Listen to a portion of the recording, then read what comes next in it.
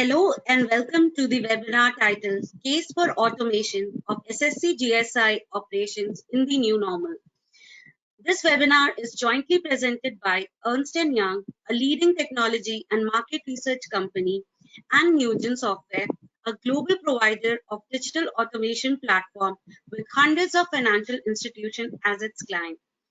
Newgen's platform automates critical business processes for financial institutions across commercial lending, consumer lending, customer onboarding, trade finance, mobile and digital customer service requests.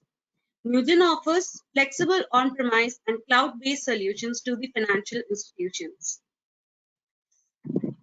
I am Ruchika and shall be your host and the coordinator for this webinar today. Our speakers today are Mr. Kamalanand Nithianandan, Partner Advisory, Ernst & Young, followed by Mr. Sriram, Head Global SSC Practices from Newgen Software. Mr. Nithianandan is a distinguished business consultant who has been serving the needs of technology, business share services, data centers for over 15 years. Mr. Sriram is Newgen's Head of Global Shared Services Practices. He has over 20 years of experience and responsible for high-end consulting, analyst relationship, and developing product maps for enterprise business applications, content, and business process automation. He is specialized in verticals like shared services. At the end of these presentations, we will have the question and answer session. We request you to type your questions in the GoToWebinar question window anytime during the webinar, and I shall take them up at the end of these sessions with our experts. Now it is over to you, Mr. Nithianandan.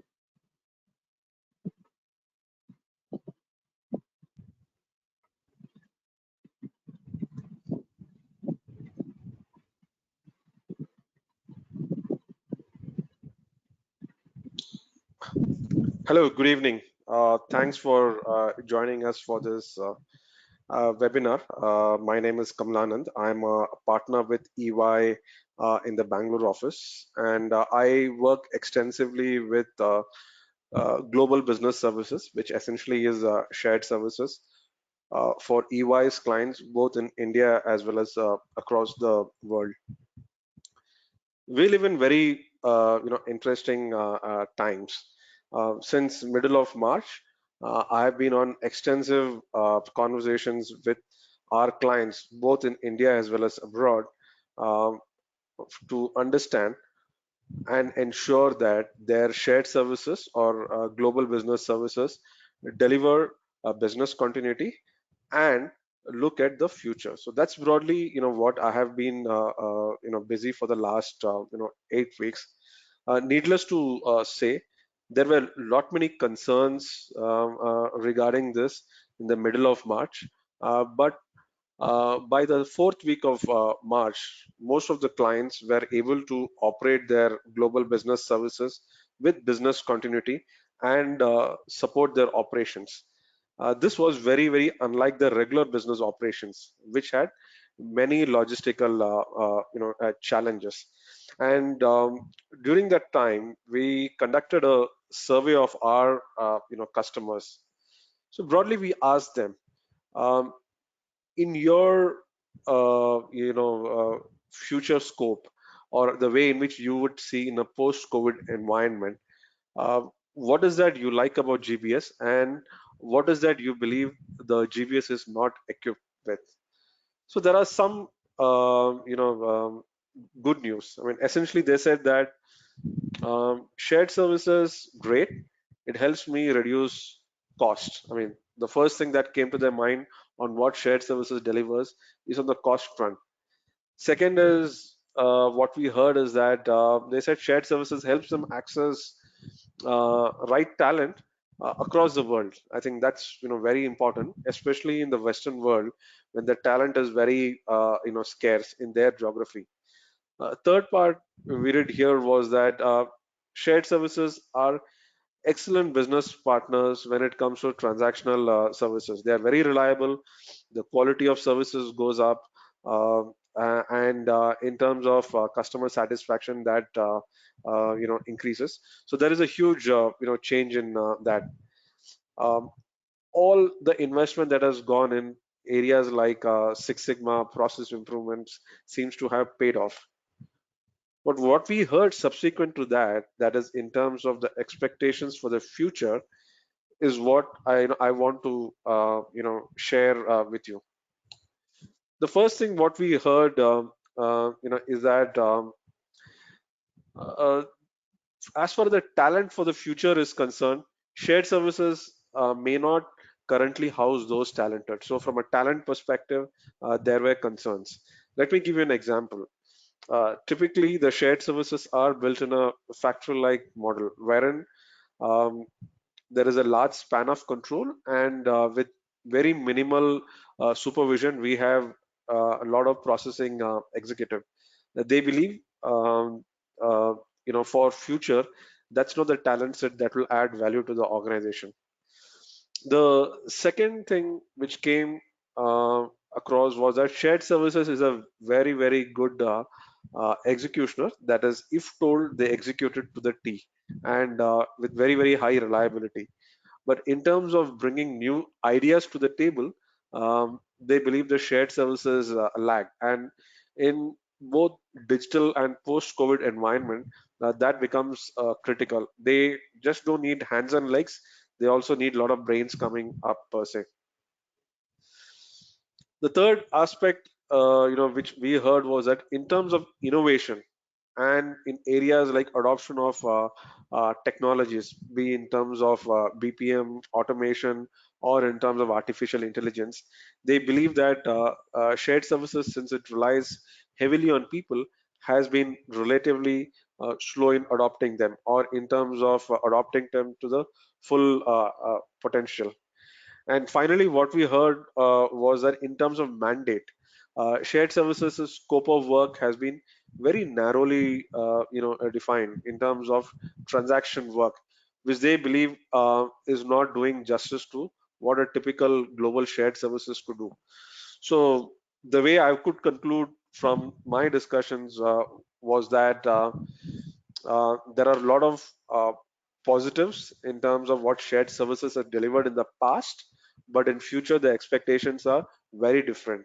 And when we are in a point of influx, like the way in which we are now, I would expect that the future would be fast forwarded, and that's broadly the agenda which all of us as leaders of shared services or anyone who's investing on shared services should look at.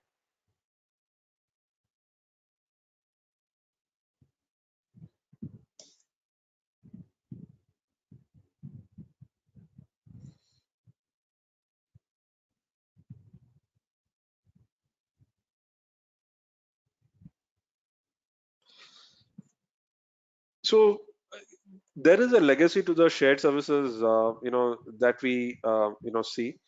Um, in about 20 years back, we did see a lot of shared services being set up. I mean, they were more like going to parts of country or geographies across the world where the labors could be sourced, cheaply. So the value proposition was very simple. We will move all our operations which are fragmented, put all the people in a place. We'll organize the work.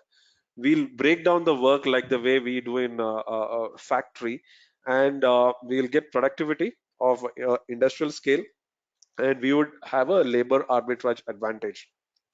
So I think that ran away uh, over the next 10 years, and subsequent to that we have seen shared services providing some additional value addition, that is in terms of providing things like analytics, in terms of doing higher order work, in terms of bringing process improvement in place, etc. So I would believe even those value proposition has been consumed by organization, and organizations are looking to look ahead. I mean, that's broadly what we hear from the leaders.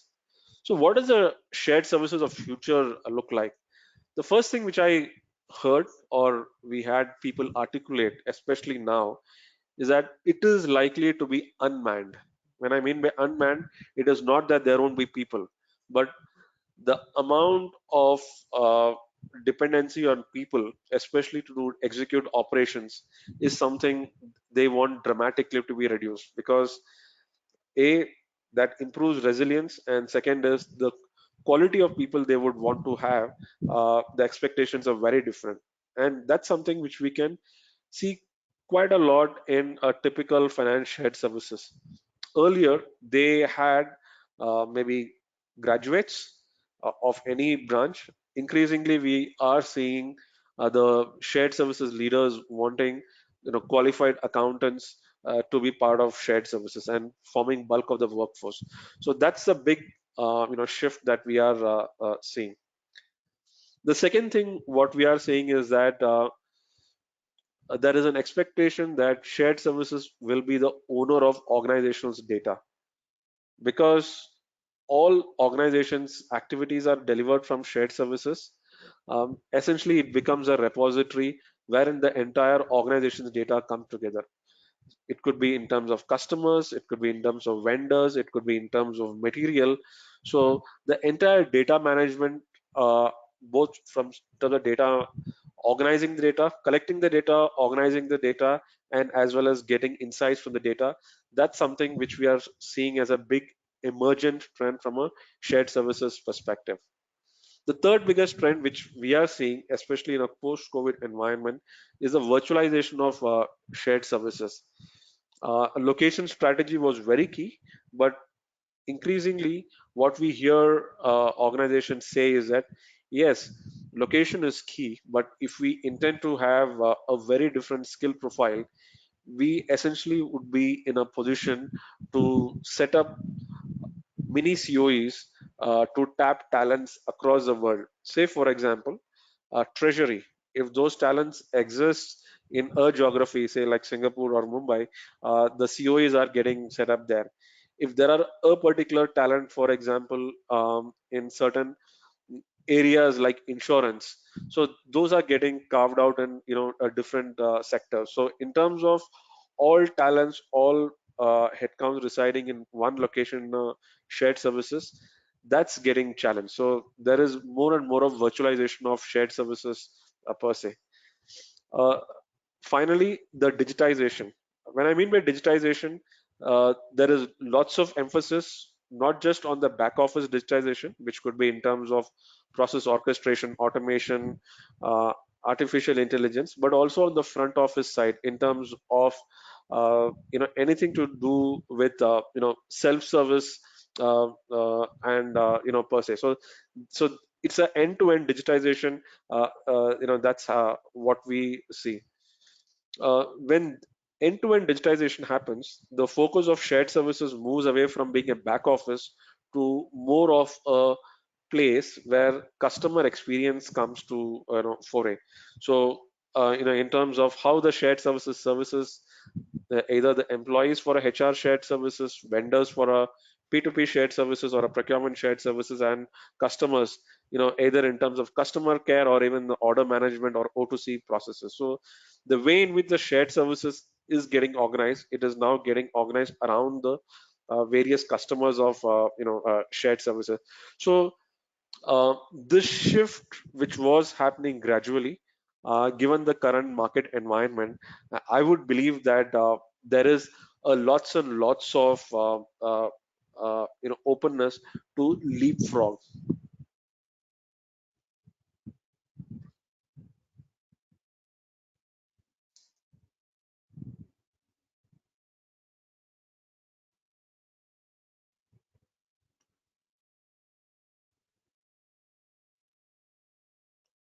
So how should organization essentially, uh, shift themselves to be a game changer from a shared services perspective? So broadly, there are four broad aspects, which we see the leaders taking. One, it's about repositioning the shared services into a transformation engine. The second thing is that it's about taking end-to-end process enablement. The third is around digitization, and the fourth is around superior customer experience. So this is what we believe as the four broad work streams which the the leaders of the shared services running to ensure that the shared services of future meets the expectations of the various stakeholders.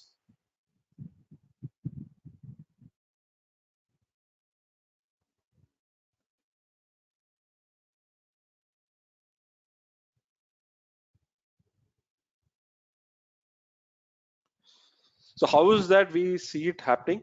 Um, we have global organizations like other day we were working very collaboratively with a multinational FMCG company.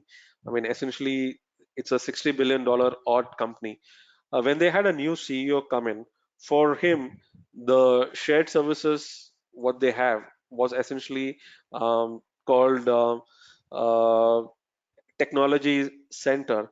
So that was a critical aspect for the pivoting the organization towards digital. So in terms of changing the agenda, we see C-suite investing very heavily in terms of enhancing what can be done from shared services. So essentially, the mandates are getting much clearer per se.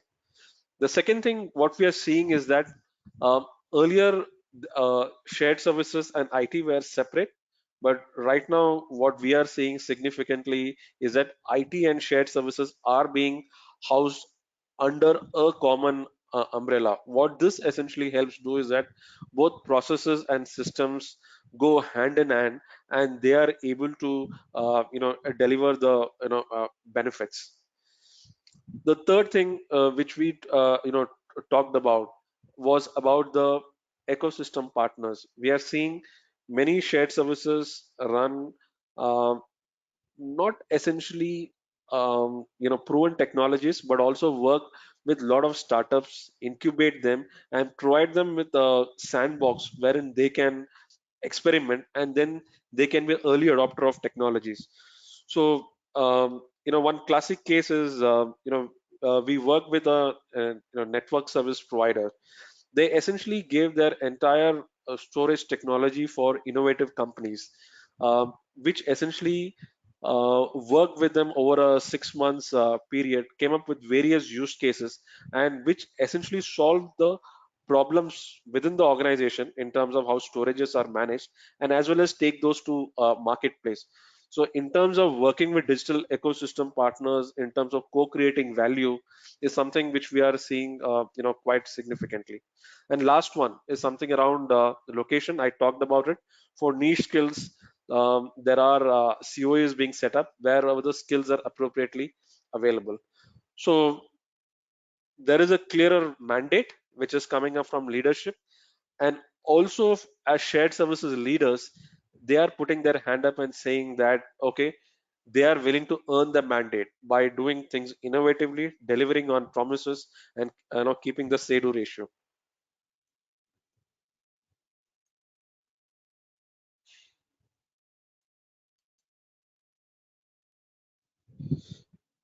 The second thing is around end-to-end process. The way in which historically shared services had was the upstream was done in business. A part of the transactions were done in the shared services, and the final part of the closing steps of the transactions were again done in business. So it was more like a transaction processing house, wherein the voluminous, rule-driven work was done out of the shared services. We are seeing significant changes in terms of that. Now we are seeing emergence of end-to-end processes. When we mean by end-to-end processes, that means the shared services is taking accountability of the processes from edge to edge, which means they essentially have some new roles coming in, the roles of a global process owner and global solution owner. These new roles, which sit in shared services, essentially define for the organization the way in which a particular processes has to be done across the world. The only variations that are allowed are essentially to comply with either local language restrictions or local regulatory jurisdictions. So that's the big shift which we are seeing. The advent of global process owners sitting out of shared services. This has been a global trend, and of late we are seeing very significant deployment of these. I mean, they started off in a very GPO light manner. This is the global process owners, wherein they only handle the process design and more like a governance thing. But over a period of time, what we are seeing is they have moved more towards the right hand side, wherein the GPO, that is global process owner or the solution owner, owns the design, build, operate, including the technology and the delivery of the entire end-to-end processes, and that person sits out of GPO. This is something which we are seeing very extensively in large organization, as well as newer organizations which are starting off without much legacy. Benefits of this: um, technology and processes are closely aligned. Any transformation initiative that is undertaken is end to end. In terms of delivery, it is just not focused on effectiveness. There is a lot of focus on uh, business metrics. Say, for example, how do I reduce my cash conversion cycle, or how do I ensure my order conversions are higher? So the shared services is able to take accountability for those matrices as well.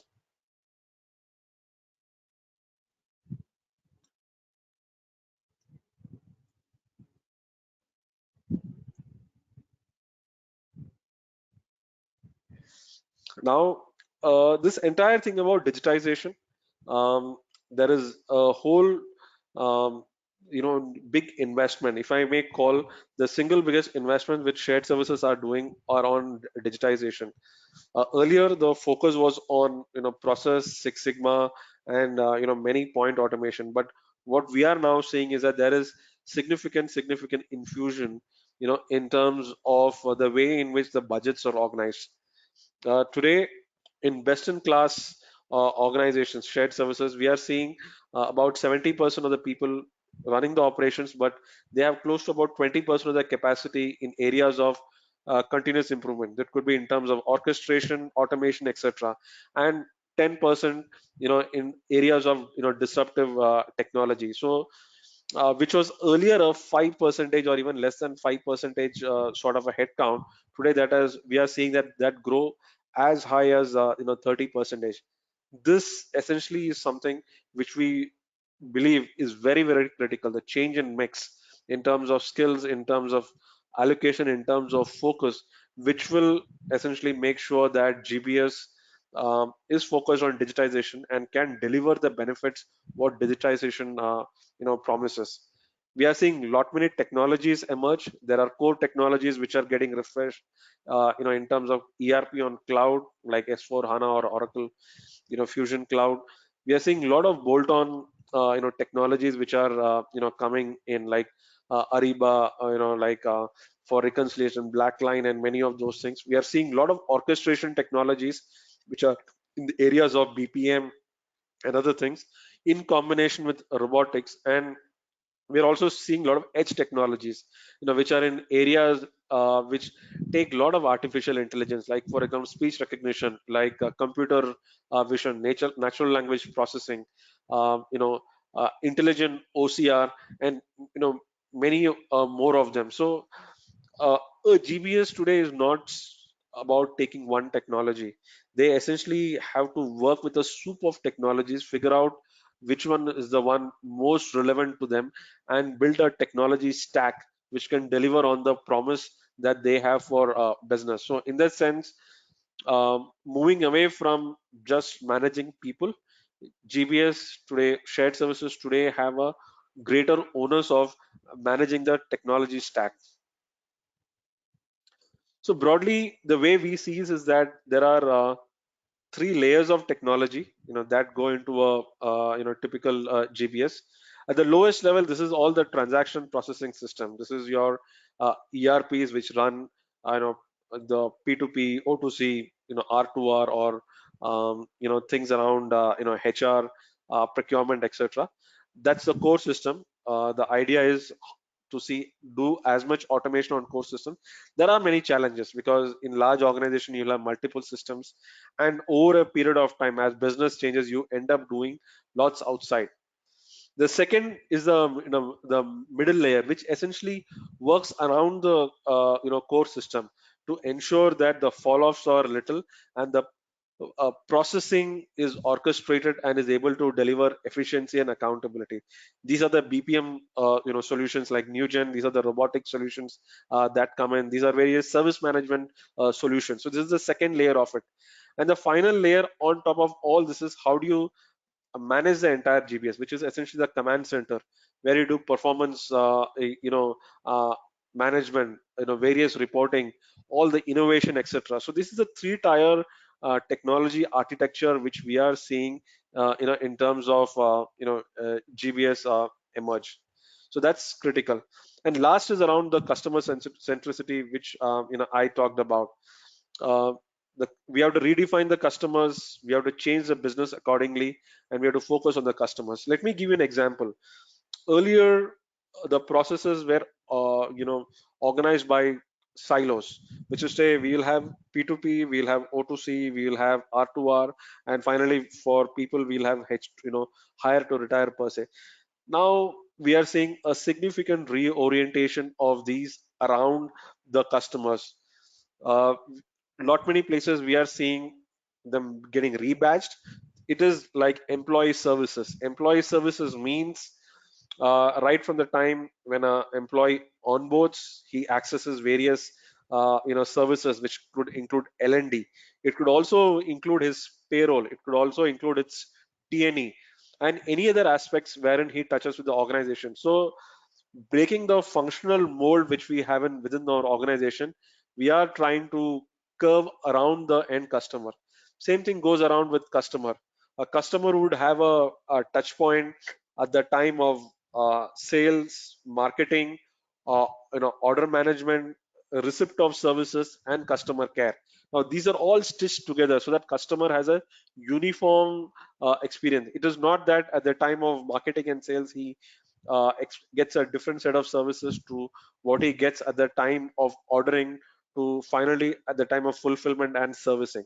So the way in which the shared services are getting organized, they are now around the customer rather than the customer finding out for his specific challenge to which department he has to go through. So to summarize, the broad four ways in which we are seeing the shared services change is they're customer centric. They are essentially doing end-to-end processing. They are digitizing themselves in a very very big way. So that's broadly the way in which we see the shared services being uh, uh, you know reincarnated. And with the current business challenge environments, we see that getting accelerated pretty fast.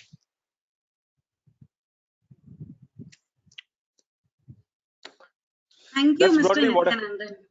yeah. Please go ahead. No, thank you very much. So that's broadly what I had to share.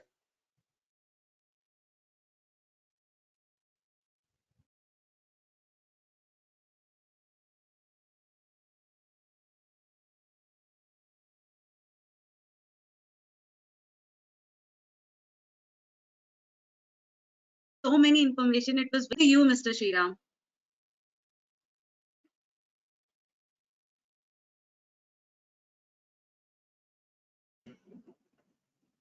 Thanks, Kamalan, for the wonderful insights.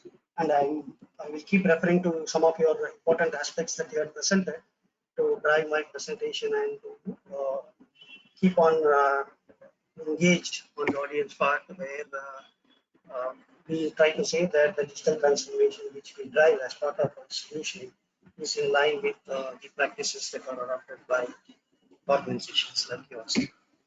Good evening to all of you. And thank you once again for joining this webinar. Let me talk about, as I said, let me take some inputs from what Kamalanand presented. And the presentation that we are going to have will be on these, driving these areas.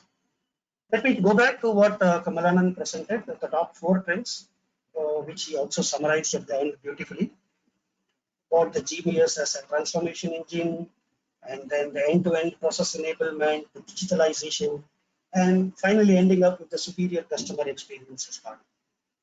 Right? And of course, he also touched upon before that on the maturity models within GPS, which means we are not talking about GPS as a robo kind of thing on day one. It starts with the light role, moves into the advanced role, and then becomes a leadership so that it can demonstrate the power of what GPS are set up for. For convenience purpose, I will call the GPS or the Global Business Services as GICs, which are the Global In-House Centers, or the Global Capability Centers, GCs. While we look at into the tools and technologies needed for digital transformation, as Anand was presenting about RPM and others, let me start off with a couple of case studies where we have been involved in the transformation journey. This will give an insight into not only about the tool, but what is to expect as an outcome out of these tools, or rather these journeys, how they are going to help us in the long run. Let me talk about a global beverage manufacturer, headquartered in India, but global as well. Sorry, having office in India, headquartered in United Kingdom, and having operations across the world. They are number 2 market player. They have operations in 180 plus countries. The client had an existing shared service that used to operate on the core applications or the core ERPs of the larger enterprise. Since the enterprise had multiple entities and a lot of mergers and acquisitions had happened, the loads of or silos of applications were also present. So the GPS or GIC was supposed to work on multiple applications based on the entity or the country or the the sub entity which they are working on or the transactions are related to. And also because of that, the challenges of work management within the shared service, like team based on ERPs, because they have to be trained on the ERPs to post the transactions, or coordination between different stakeholders, internal and external as well, for approvals or exceptions and for reporting, etc. So those were many of the challenges that came in as part of the centralized GIC. They actually had transformed 150 plus business processes, which we took up and we consolidated them into around 12 plus consolidated processes or technology. When you say business process, it's all the individual business flows. And when I say consolidated processes, it means the technology transformation that we have done through the digital technologies. So it adopts or conforms all these 150 processes into 12 different processes for easy maintenance, and it takes care of a lot of other aspects like easier onboarding and faster execution and all. So some of the key drivers they had because of the multiple acquisitions, lack of standardization, because of multiple entities, multiple ERPs, and the way they were configured to handle the transactions. The suboptimal efficiency, because not all work was done in ERP or the application silos. It was on, sometimes it was a manual in between, then come to the ERP, go back to manual, use emails or ad hoc silos of applications and complete the transaction. Some of the other things included the challenges in managing the exceptions, because you have to coordinate with the right people, come back and mark on saying that this exception has been resolved. So the way the continuous collaboration happens between different users, stakeholders. Lack of control because of that, because some exceptions used to get handled on phone, some of them on email, mostly on individual emails. So there was no track on who did what, how the exception was resolved. And most of the audit information were not available when the actual audit happened for those transactions. So as I said, there's a global beverage manufacturer. They have regionalized shared services, one in India, Colombia, Kenya, and Philippines. They were all defined to do certain activities, or some of the processes were transformed into one location. Most of them had the same kind of transaction, but they were distributed based on the entities or the regions or the countries they were operating for. This was predominantly, as Kamalanand was talking about, is on the regional proximity, so that the time zones can be taken care of. right? So they also had a lot of applications altogether. So what is that we have done over here is all these processes as part of their automation. So it does not limiting to the typical enabled shared service or GICs do, which is like the finance and account transformation. It's about much more than that. We get into the fixed assets management, the vendor product customer master management, and also the ad hoc intercompany related activities like the loans and guarantees. So the transformation started way back in 2017. Since I said initially that there was an existing shared service with silos of automation, when we started, we had to prove, we have to show them that a digital transformation will enable them to scale up, integrate, and work in a cohesive manner.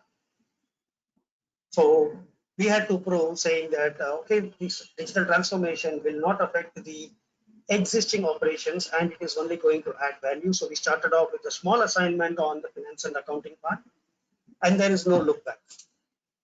We have been continuously moving on, and today what you see is a transformed shared service where the business benefits that we have brought in as part of our automation is 70% elimination of manual data.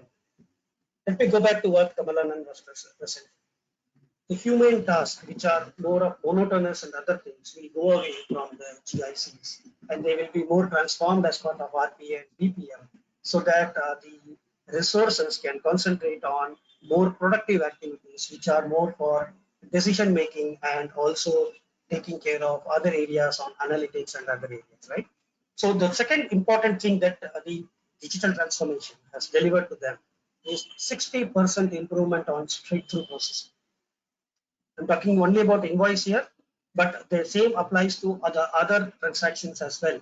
So we are talking about when we get a invoice, it will get processed. 60% of them will not have exceptions. So how do you take care of that? Is how do you handle the source?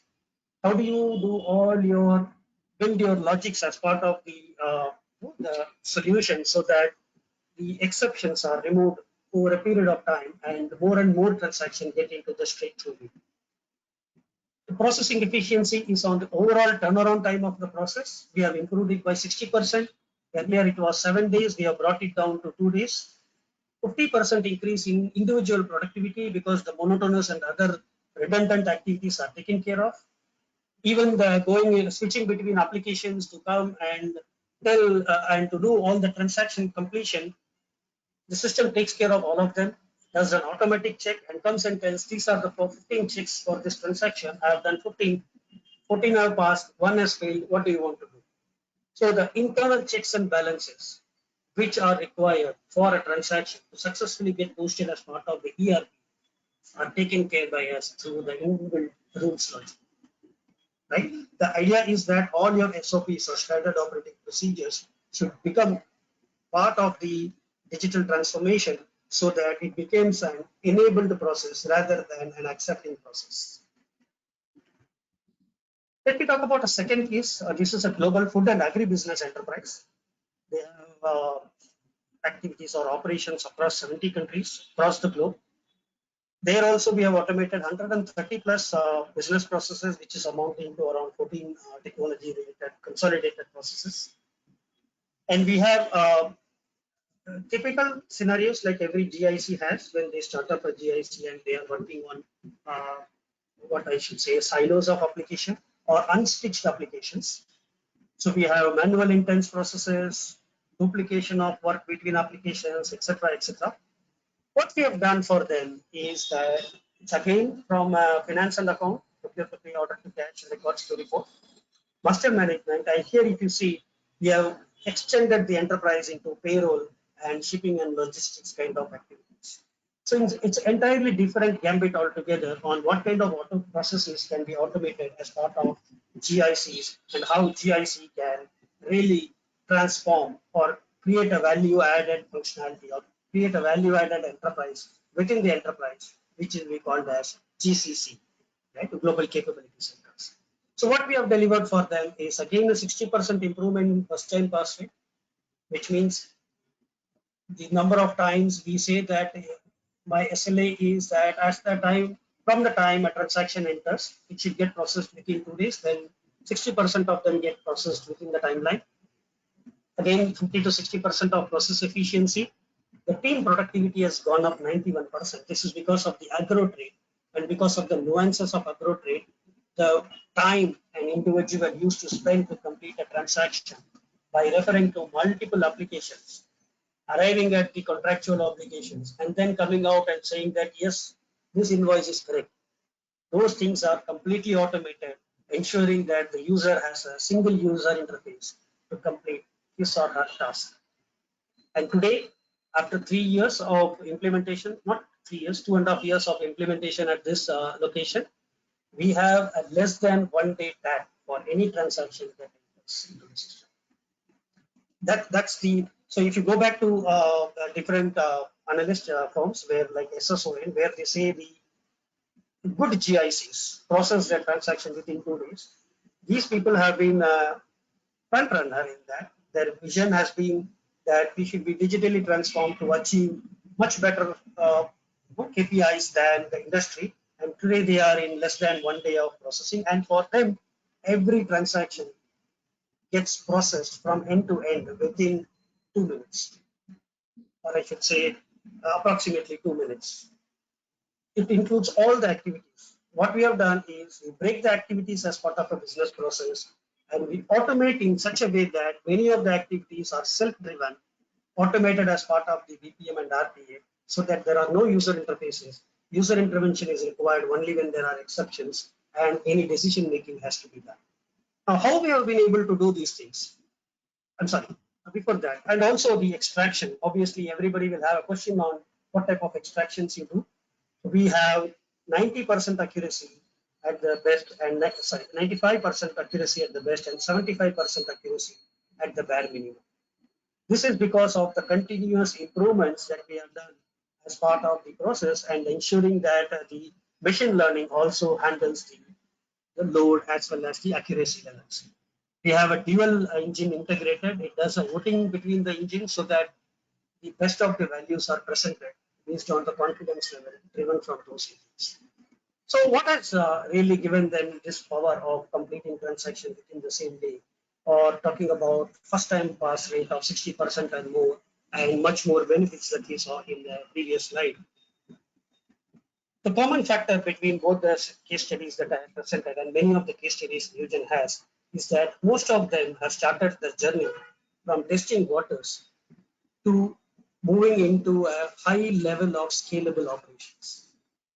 Both have ventured into a digital framework for their GIC operations through a layer that brings in rich and uniform user experience across the silos of applications being used. Both have created a digital work environment that allows for continuous efficiency, productivity, and more importantly, giving visibility into the entire set of activities happening within and outside the GIC. As Kamalanand was talking about, there is a retained organization, and then we have the GIC. And then there are other stakeholders like vendors, customers, warehouses, and much more than that, right? So how do we take care of all these stakeholders and bring about the visibility as required by the organization to these stakeholders? Most important, what we have done, achieved, is the onboarding time of FTEs have been flattened. Silos of skills and unequal loading, which was there when we had multiple applications to use to complete a process or transaction, has been removed. And the environment is ready to onboard any new entity or business process at the shortest possible time. Maybe it is because of mergers and acquisitions, or it may be because of new automations to be moved into as part of the GIC. The true digital experience of work on any activity, anywhere, and any device has been achieved by automating through a digital layer. And that is how, as Kamalanand was talking about, in this age, we have to be ready for work from anywhere kind of options. But we should also ensure that we build only once. Right? So we'll come to that part as well. So what is that we have done is that we have ensured that any type of source is taken care of as part of the digital framework. Any activity, any transaction that comes automatically gets transformed whether it is through structured extraction, unstructured extraction, or through semi-structured extraction, automatically gets integrated with the respective application, pulls or pushes data, automatically does the validation of the SOPs. Whenever there are approvals required, it takes care of the approval matrix, maybe it as part of that particular ERP or it is part of this digital suite. Connects to the ERPs again, does the matching, ensures that all the logics and the data that is present as part of the invoice are correct, and then does a successful silent push back into the ERPs, collects the reference back and updates, and in case of any exception, allows the users to do. So what is more important in the whole scenario is that the touch point from a stakeholder or a user perspective is one application, and that is the digital solution. How many applications run behind the application silos? Everything is taken care of as part of the integration aspects that are covered in this digital transformation, right? And this enables us to create a solution which is built once and the same can be used across locations, anytime, anywhere, any mode, and any device. Right? So you don't need to invest on multiple applications to come up to that age of remote working. You can extend your current existing applications, which may not have a digital interface, still get enabled as part of the digital transformation so that people can work from anywhere and you can retain your legacies of SOP and other validations that you have invested on your existing applications and have a digital front end to the users so that you give a rich user experience as part of the digital flow. Now, some of the outcomes that we spoke in the earlier slide, maybe they are limited to the high level benefits limited to those two clients. So this is a exhaustive or top level outcomes that are provided as part of any digital transformation, and Newgen has been doing that from time to time. From a tangible perspective, increase in efficiency, standardization of the processes across all your entities, the way they work across ERPs, making applications and business more predictable. I'll talk about this subsequently. And of course, the end-to-end automation, which Kamalanand also spoke of. Making an end-to-end automation increases the visibility of transaction and makes transaction processing more predictable. And of course, as I said, when I can prove in a site that I can process a transaction within 1 day, that makes it more predictable to that business, and the business can take a lot of decision based on the predictability of completion of the transaction. From an invoice perspective, it could be the cash flow or it could be the liability reporting, right? And of course, there are a lot of intangibles. Most important is how fast we can take a decision. In a non-digital scenario, we might be going into multiple applications, looking at what they have done, and then we do the decision making. Whereas in this case, we are talking about informed decision making, right from single screen, irrespective of what device or what applications we are using. And most importantly is all these factors are for continuous improvement, and this enables the GICs to run faster and better. Obviously, you will ask, there are ERPs, what they do. If you look at how we work on ERPs, there are a lot of offline sources. We get physical copies, we get EDIs, mails, FTPs. We do a lot of offline communication. We have application silos where we have to refer a lot of information. Then we do the posting on the ERP. And of course, we take MIS on from the ERP. But we are talking about end-to-end digital solution or automation over here, which is going to drive a lot of things that we spoke about so far, and predominantly on increasing the visibility, detailed audit log, and more event-based timely alerts and reminders, and along with that, making business transactions more predictable, right? So what is that is required? So we have a strategy for the shared service, GICs, and we want the outcomes to be done. And as Kamalanand was presenting, these are the tools which will drive predominantly on how to achieve the higher order benefits that were presented and how to create a digitally transformed GIC as part of the whole framework. Now then the question comes is, okay, we have so many applications. so many applications in the market where each one has their own plus and minus, pros and cons, and how do we choose amongst them? I'm not going to give any conclusion over here, but I'm only going to give you pointers on how to enable, how do we enable organizations to look for the right digital transformation tools. Of course, the one is the buy, where you have a ready-made product for invoice processing or fixed asset management, or it could be logistics. The other could be build. We can build as part of our organization. It will take a lot of time. And third is use a hybrid digital transformation platform where it can absorb your existing proven applications and create a value added interface so that the user experience is entirely different. As I said about build once and use multiple places. So a 5-step approach to making a decision on which one to go for will be the timeline for adoption, not the risk identification and mitigation, because in the buy model, we may have to cut our shoes, or rather we have to cut our legs to ensure that we fit to the shoe size. In build, we can get the right shoe, but it will take a lot of time. By the time the market would have already got saturated or the market dynamics would have changed. So by the time we come out with the build, whether market is ready to take what we have done, or it is already it's an obsolete kind of a model to go for, that we have to talk about. And in a hybrid, it's a combination of both. So we take the industry best practices and how long it is going to take, how much of investment we'll have to do, and what could be the right model which can come as part of the platform operations, right? So we are talking about the risk identification. The risks lies everywhere, but we have to look at which is the lowest risk solution that we can adopt and which will allow us to scale across, because buy is going to be a silos of application, build can be anything, and hybrid is going to take care of best of both. And of course, the capability metrics with respect to the organization, where tomorrow I want GIC to scale up, whether they will be able to scale up, the value benefit analysis, and most importantly, please do a 3-year ROI to find out really which application is going to suit you beyond 3 years, because that should ensure that you are able to scale.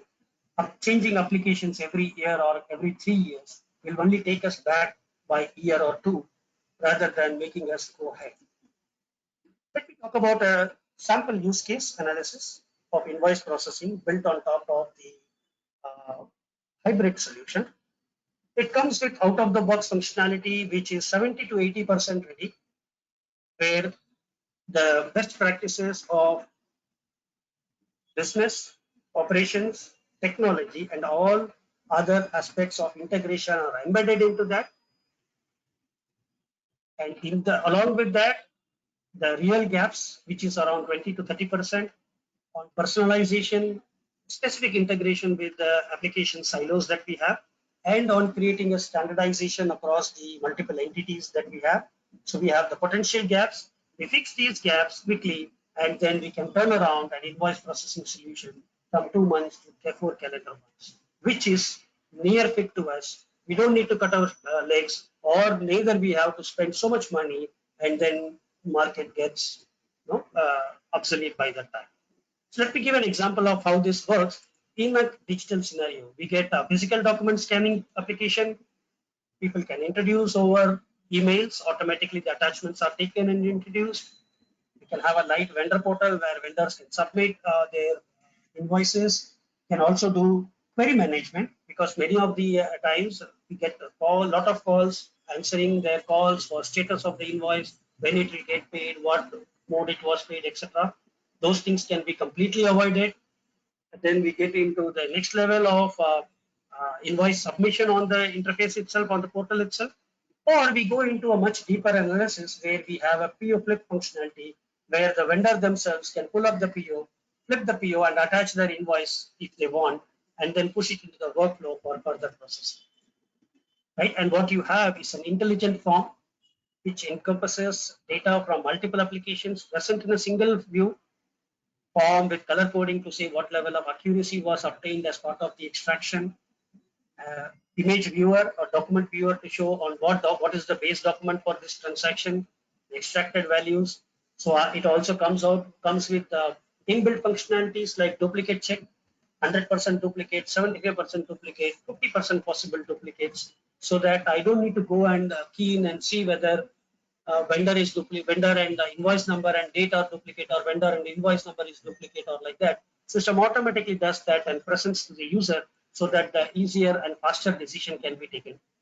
I can also look at all the 5 transactions, last 5 or 10 transactions. I can look at the audit trail. I can look at even posting. So if I have SAP or proven applications, I don't want to replace them. We can have an embedded scenario where those used front ends can be brought in as part of this interface itself, or we can do a silent push back onto those applications, right? And of course, the people who are on the field where they don't have a device, big device to work on, we can also have an email-based acceptance model where they can approve or reject on an email, where the email gives them enough gyan on what is the information, what are the information about that particular status of that particular transaction. And of course, the extension through mobility. So as I said, you can use from anywhere, build once, and deliver across multiple devices and applications. Right? So you have a complete gambit of a single process getting represented as part of any device, use anytime, anywhere. That's the power of a digitally transformed process.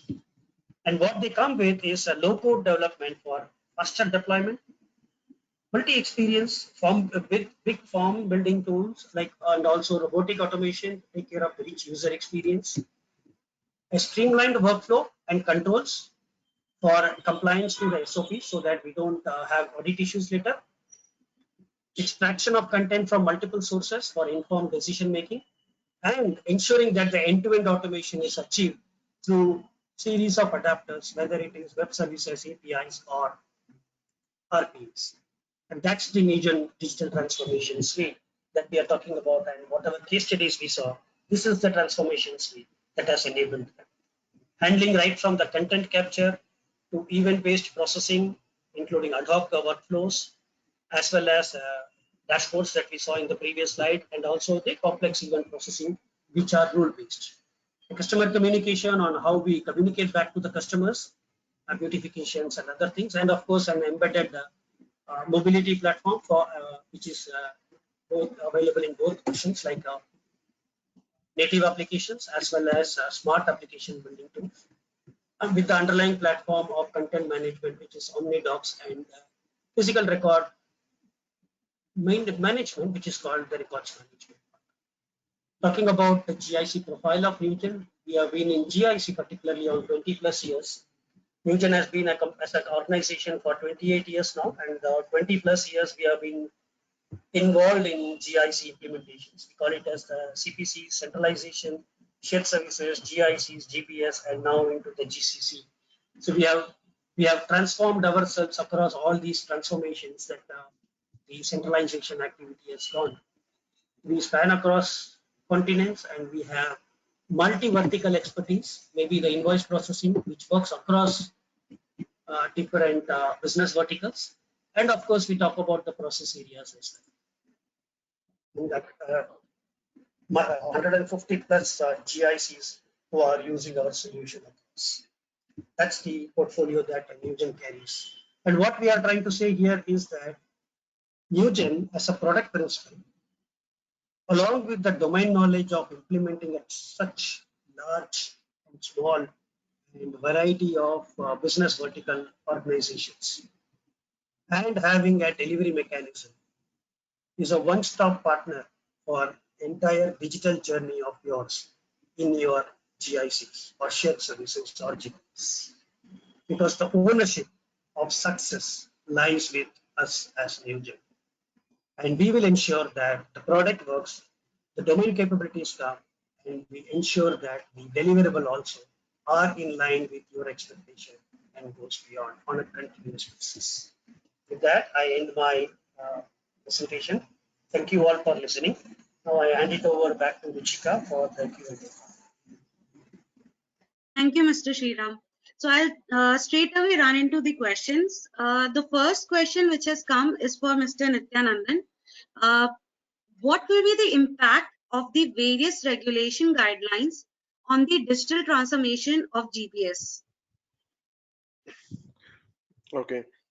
See, what's now happening is that we have significant amount of regulatory guidelines coming in, and we would see that more and more of that coming in post-COVID environment, because governments will be instituting many more controls, many more reporting requirements. But what we also have to realize is that government at their side have also digitalized in a very significant way. In India, GST is a case in point where it's a completely a digital platform. So from that perspective, what we should expect is that complying to regulatory requirement, which are going to increase manifold, because government expects the data to be available from the organizations in a much more detailed way. Like for example, in GST, you would have invoice matching in some way. You would have e-way bill already happening. I mean, these are the details they are asking at a transactional level.